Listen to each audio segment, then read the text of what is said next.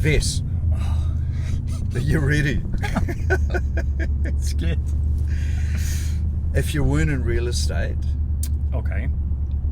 I'm gonna ask for a couple of jobs. Give me one job you'd rather do. What would you?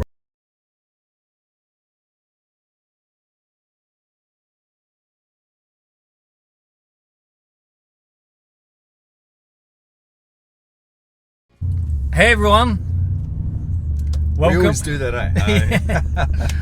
Welcome to Property Jobs with Vess and Wayne, episode 26. Today we're not going to discuss any American presidents, but I have a quick question.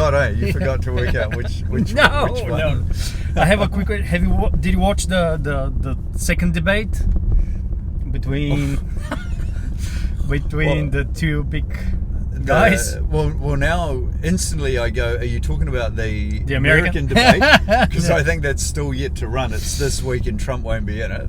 Or are you thinking, it was yesterday. Oh, was it last night, was it? Yesterday. Oh, okay. Yeah. And he was like, mate, I'm busy. I'm not interested. I'm 50 points ahead anyway. Yeah. So no, I haven't watched that, and I haven't watched the Kiwi one either. Oh, okay. Yeah. Okay. Yeah, Chris is going to win, eh?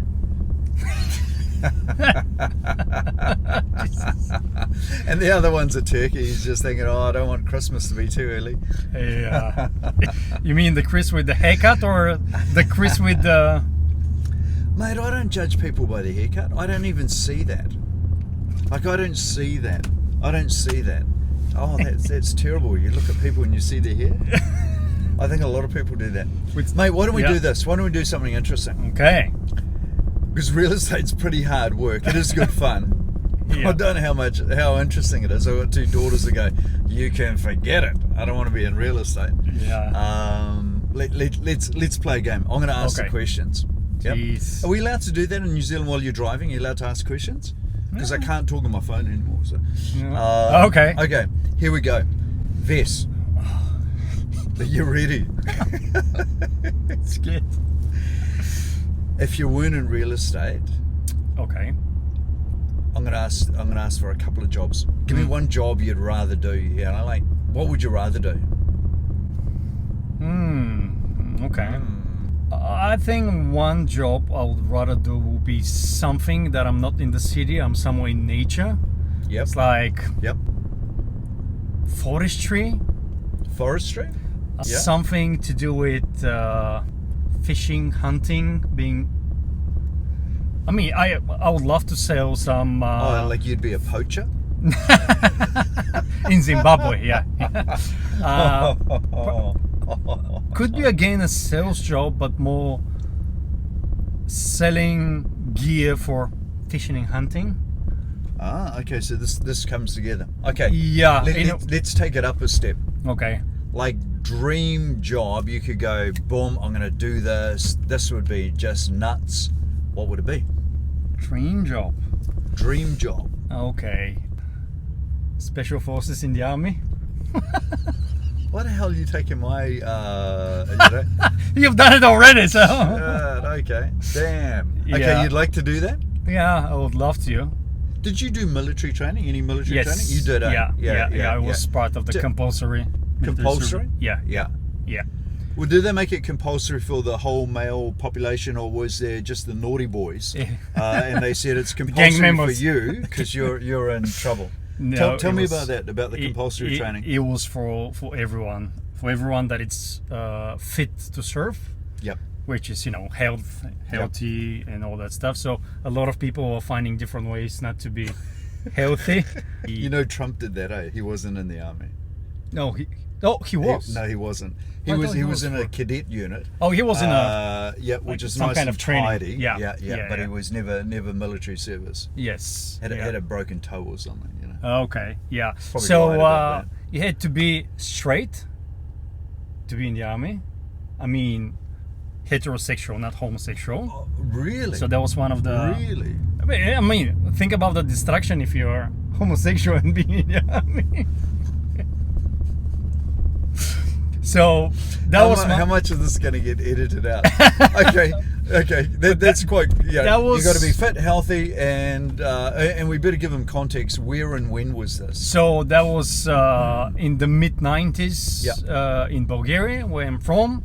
But I think the compulsory military service was also for a lot of the Eastern European countries. Yeah. It was something that was, inherited from all the communist regime and time, and it was depending on the service. If you were Navy, you were serving for 3 years. If you were Army, 2 years, and then with time they tried to scale it down, so it was for 18 months, 18 months. Good. But yeah, I think it was good. I think and that all the male population has to go through it. Yeah. And then that whet your appetite. So today, if you could, you'd go back and you'd be SAS, SEAL, Special Forces, Yes. Ranger, Yeah. Airborne. I think because of Hollywood and the way they portrayed, Navy SEAL looks more appealing. Can you grow a beard though? Yeah. Okay. Yeah, you're in. Yes, yeah. Yeah. But I think that I will enjoy more the Army Special Forces. Yeah.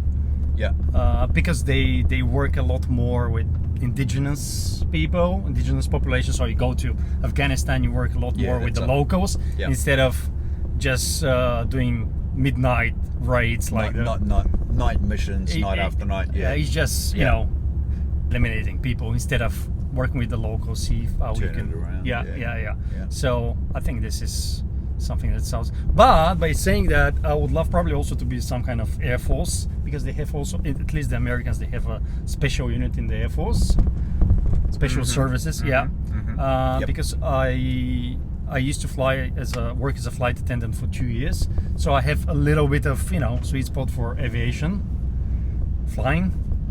Would you be, after the latest Top Gun, would you want to be 100%? Yep. Get those 4 or 5 G's on the turn, do the and the G suit going up. But I think I need to have your haircut, so it's going to be completely a little bit more dramatic. Well, it gets worse, mate, because I can tell you what some of that feels like to a little degree.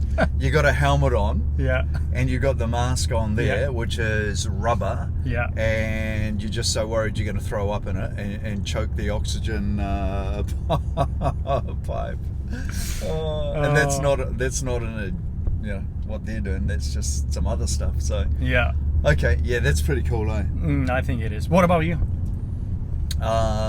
Because you've done a big part of that.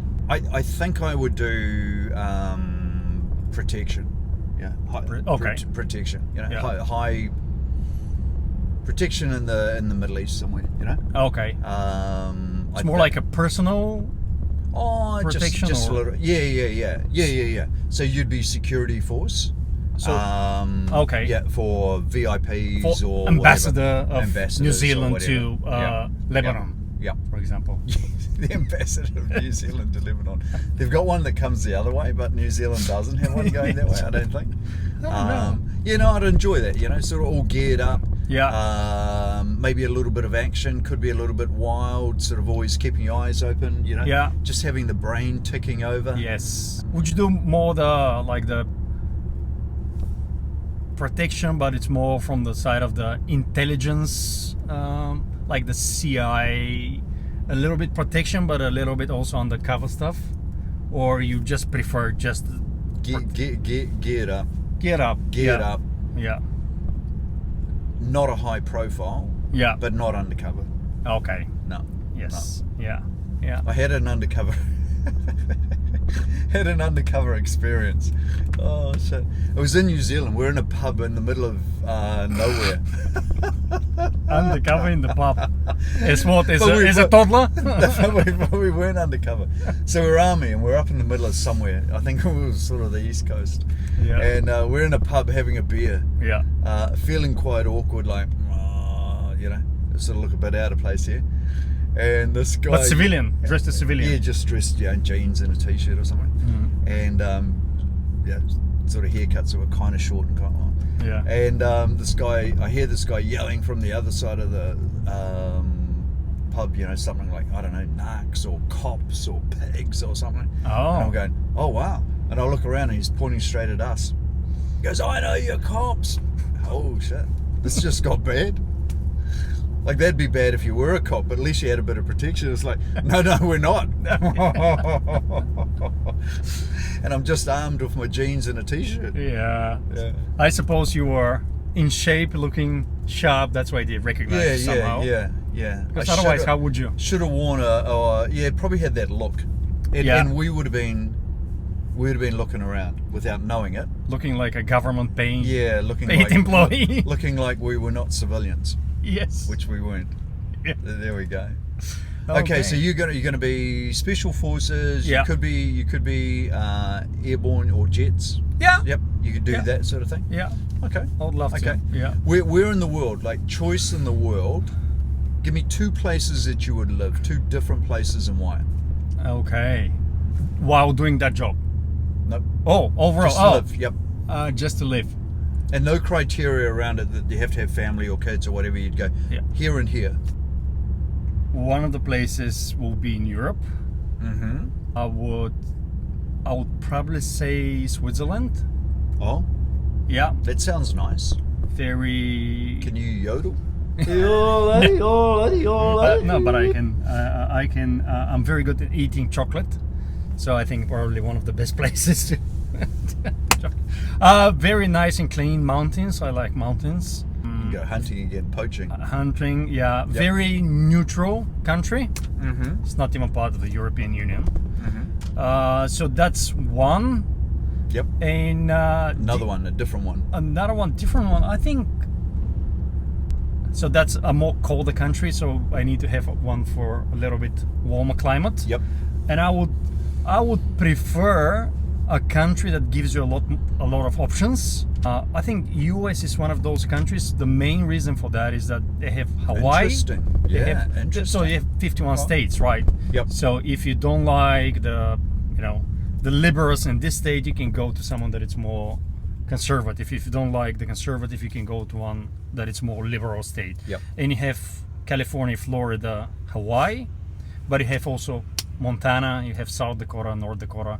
You have a lot more options. So going back to this discussion we had at home is that New Zealand during COVID lockdowns. I mean, one country, one government. You don't have a lot of options. If you don't agree with that, where would you go? You go to. You can't even get out across the border, can you? Yes. You can't go. I don't want this. I'm going to leave. Yes. So, mate, you're not. US, you just have the options, right? Yeah, Probably interesting. Yeah. Australia also gives you more options because they have states. Yep. Most of them are very aligned with what the central government was saying. But again, these options, otherwise, it's a little bit of like you feel suffocated because a lot of us will a little bit of helpless. You can't do much, right? So more freedom. More freedom. That's always been coming from an ex-communist country. It's always been a thing. I need to have that, right? I need to have the options. So that's why, you have the European Union passport, but you have also a Kiwi passport. So you're traveling to Europe, you use your Bulgarian passport. Mm-hmm. Traveling everywhere around the world, Kiwi passport, it's a very nice and neutral and, staying away from a lot it's an easy, soft passport to travel on it. Yeah. So that's always a thing for me. Yeah. What about you? Where would you live? One would be I'd definitely be up in the Middle East. Yeah. Obviously, I'd be somewhere in Lebanon. Yeah. Like I'd go to Beirut tomorrow. Yeah. I always know that. But if I pick somewhere and it wasn't Beirut, it would be somewhere in Jordan. Like Jordan is just the most beautiful country. Yeah. Like you charge down these long highways and there's sand out to either side and camels out there. Yeah. And the heat's rising. Yeah. You put the window down, put your arm out, and it's like 40 degrees. The mirage. The mirage is there. Yeah. And then you go past signs and it doesn't say Manukau City. It says Petra. Petra. Gulf of Aqaba. The Gulf of Aqaba is coming up. So Jordan, or you're on the Dead Sea. Yeah. Or the River Jordan. Yes. You know, just Jordan is a magic place. So you go up in the valleys or out in the desert. Yes. Yeah. Wadis. Interesting. So I do that. Where else? Would I So go? it was, you said somewhere in the Middle East, probably Lebanon, right? And the other one is Jordan, again in the Middle East. No, I eliminated Beirut because it was too easy and too obvious. It was too Yeah. much like, you know. Yeah. It was. What if I didn't do that? Yeah. Yeah. And then I think if it wasn't there, I went to Tahiti like years and years ago, and I thought, shit, it looks like it's out of a movie. It's so Yeah. beautiful. So yeah, I could live Tahiti or an island life. I'd quite like an island tropical. life. Yeah, tropical. I like the heat. I like the sun. I like the water. I like the beach. Yeah. I could grow my hair long and relax. You know, I'd be right at home. Yeah. Mate, food. We're going to run out of time now. Yes. Food you don't eat. What don't you eat? I don't. There is one thing I don't eat, which is it's not good for my health. Lentils. Lentils? Yeah, I have some kind of not good reaction to eating lentils. Okay. So I was 2 years old first time I ate lentils in the kindy, and it was just like so bad allergic reaction. Did you tell them this when you went to the army? Did you say, hey, I was straight, but the lentil thing, if there's lentil soup tonight in the mess? Funny you say that, because the second time I had to eat them was in the army, and that was in the mid to late 90s, way back home. You know, the country was going through a very rough patch, so there was almost nothing to eat in the army. Almost nothing, right? And you need to do all this physical stuff during the day. So we had for the first one, the soup, lentil soup. Second thing, lentil stew. And I said, because we had a place where you can buy a few things, you know, like some bars or some crackers, but I had no money, so I couldn't buy any of that stuff, so I had to eat the lentils. And I thought, okay, that's 16 years later, probably I'll be good, right? Yep. Nothing more will happen. Stronger stomach. You haven't got this little 2-year-old stomach, 4-year-old stomach, whatever Because it was. lentils are a very, very hard protein to break down. It's extremely, extremely hard, right?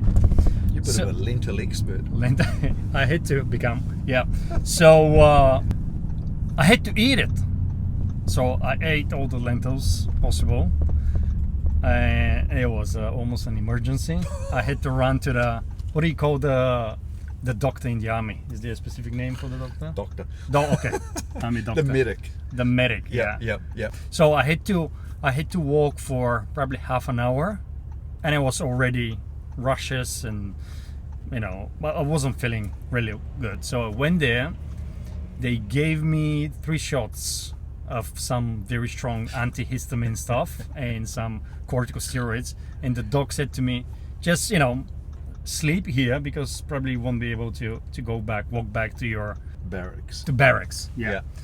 I said no. It was so bad in that the doctor way you can sleep there. So I said no, I'm not staying here. I'm gonna walk back. It took me probably an hour and a half to walk back, because you do a few steps and you fall asleep while you're walking. A lot of these things they just put you to sleep. Yep. Finally, I managed to walk back to the barracks, went straight to bed, and we had 50 bunk beds, so 100 people in one room. I mean, that's like just the odor, smell. Hold on.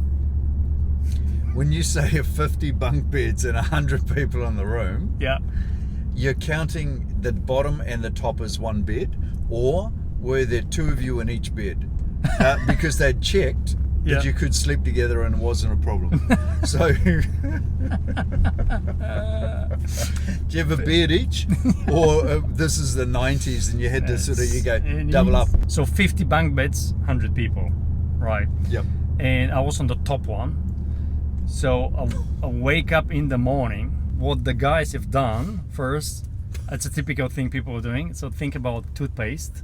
So I was from top to bottom covered with toothpaste. But that was like 100 toothpaste on me. Tubes, yeah. So Tubes. you'd passed out and they go, mate. Yeah. The other Vess thing, is out the other tight. thing that they did, they didn't have a like a stapler, but someone went and sew my blanket with my mattress together. So on both sides, right? And you're sleeping on it.